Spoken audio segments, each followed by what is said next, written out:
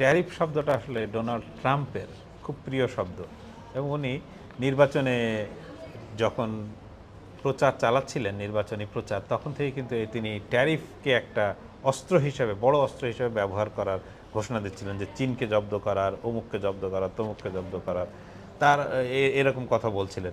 পাশাপাশি যখন আপনার যিনি ক্ষমতায় এলেন তার দুদিন পরেই তিনি কানাডা মেক্সিকো এদের বিরুদ্ধে ট্যারিফ চাপিয়ে দেওয়ার কথা বললেন, মানে বাড়তি শুল্ক। এরপরে তিনি একদিন হঠাৎ করে ওভাল অফিসে দীর্ঘ ৭০টি দেশের একটা লম্বা তালিকা প্রকাশ করলেন, যে ছবি সবাই জানেন। এই তালিকা প্রকাশ করে তিনি কোন দেশে কত পার্সেন্ট শুল্ক হবে, মানে বাড়িয়ে শুল্ক কত হবে, যে তার ওই দেশ থেকে আমেরিকায় পণ্য পাঠাতে গেলে ওই পণ্যের উপর কী পরিমাণ শুল্ক দিতে হবে, সেই শুল্ক কিন্তু উনি একটা বিরাট তালিকা তৈরি করে দিলেন। ফলে সেই সময় কিন্তু সারা বিশ্বে মানে বিশ্ব বাণিজ্য ব্যবস্থায় একটা ভূমিকম্পের মতো ইয়ে হয়েছিল। এই ব্যবস্থা তিনি যখন করেন তখন কিন্তু বেশিরভাগ দেশ কেউ মানে সরাসরি ট্রাম্পের সঙ্গে আলোচনা করে, কেউ দু একটি দেশ আমেরিকার শর্ত মেনে নিয়েছিল, কিন্তু ধরেন তিনটি দেশ বা যদি বলি জোট তারা কিন্তু এই ট্রাম্পের এই শুল্কের বিরুদ্ধে কোনো ধরনের কোনো প্রতিক্রিয়া, মানে প্রতিক্রিয়া না, মানে বলবো যে নমনীয়তা দেখায়নি। তার মধ্যে একটি হচ্ছে কানাডা, প্রতিবেশী, একদম আমেরিকার প্রতিবেশী দেশ, সে কিন্তু কোনো ধরনের নমনীয়তা দেখায়নি।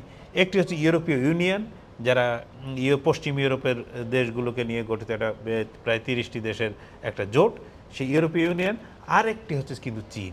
এখানে হচ্ছে চীন হচ্ছে সবচেয়ে বড়, কারণ মানে আমেরিকায় যারা পণ্য রপ্তানি করে তাদের মধ্যে সেকেন্ড হাইয়েস্ট হচ্ছে চীন, প্রায় $500 বিলিয়ন পণ্য রপ্তানি করে।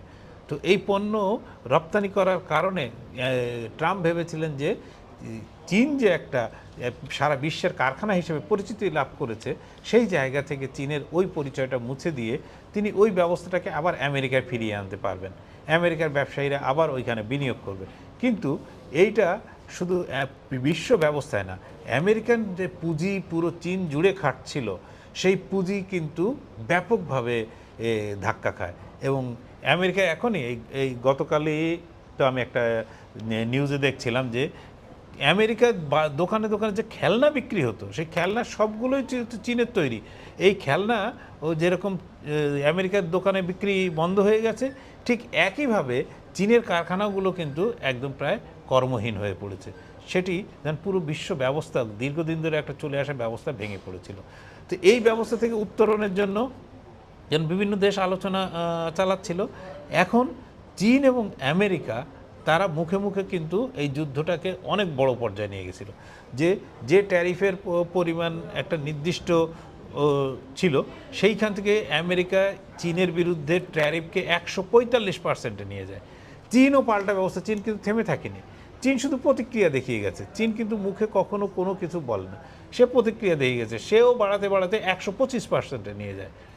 এখন দুই পক্ষ খুব গোপনে কিন্তু সুইজারল্যান্ডের জেনেভায় যে আলোচনা হয়েছে, এবং খুব বড় বড় মানে ট্রাম্প প্রশাসনের বড়সড় কর্মকর্তারা এবং চীনের শি জিনপিংয়েরও বড় বড় মানে যারা সরকারের সিদ্ধান্ত গ্রহণে প্রভাবিত করেন, সেই রকম কর্মকর্তারা কিন্তু জেনেভায় 2 দিন ধরে বৈঠক করেছেন। এবং বৈঠকের পরে কিন্তু কোনো ব্রিফ করা হয়নি, বলা হয়েছে যে পরের সোমবার দিন এ বিষয়ে ব্রিফ করা হবে এবং জানানো হবে যে কি হলো না হলো। আপনি দেখেন, সেই জন্য কিন্তু আজকে জানতে পারলেন কি হয়েছে, যে আমেরিকা স্বীকার করেছে যে সে, মানে স্বীকার করা বলা ভুল, এটা মেনে নিয়েছে যে সে 145%কে 30%-এ নিয়ে আসবে।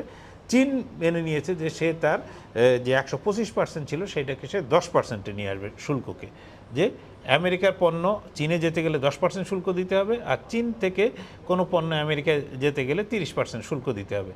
এইটা আপাতত 90 দিন চলবে। 90 দিন পর কি হবে না হবে সেটা পরের বিষয়, কিন্তু সারা বিশ্বে কিন্তু এটা একটা স্বস্তি নিয়ে এসেছে। কারণ এর আগে কিন্তু ট্রাম্প যে বিরাট দেশের তালিকা তৈরি করে শুল্ক আরোপ করেছিলেন, সেটি কিন্তু তিনি 90 দিনের জন্য স্থগিত করেছেন ইতিমধ্যে। ফলে এখন বিশ্ব ব্যবস্থা ঠিক বাণিজ্যিক ব্যবস্থাটা যেমন ছিল তেমনই রয়ে গেছে, মানে আগের অবস্থায় মোটামুটি আগের অবস্থাটাই চলবে বলা যায়।